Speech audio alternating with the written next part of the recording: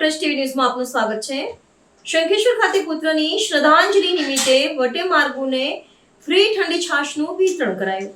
ગુજરાતભરમાં અવારનવાર અકસ્માતોની ઘટનાઓ સામે આવતી હોય છે અને આવા અકસ્માતોથી અનેક પરિવારોએ તેમના વાલસોયા પરિવારના સભ્યોને ગુમાવ્યાના અનેક દાખલા જોવા મળતા હોય છે। આવું જ કંઈક શંખેશ્વર ખાતે જોવા મળ્યું હતું। શંખેશ્વર ખાતે અગાઉ ડીકે ગઢવીના પુત્ર દીક્ષિત દાન અને તેનો મિત્ર બ્રિજેશ ડાભી આ બંને મિત્રોના અગાઉ અકસ્માતમાં અકાળે અવસાન થયા હતા। આથી શંખેશ્વર સરપંચ પરિવાર દ્વારા અવારનવાર બંને મિત્રોની યાદમાં લોકોપયોગી કાર્યો કરવામાં આવેલા છે। તેમાં પાણીની પરબ અને પશુઓને ઘાસચારો, પક્ષીઓ માટે પાણી, ચણના કુંડા, આમ પુત્રની યાદમાં આવતા અનેક સેવાના કાર્યક્રમો આવતા હોય છે।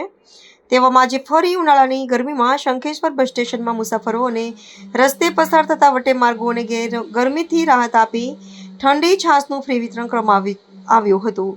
Crime news Shankheshwar, Gugaji Thakor.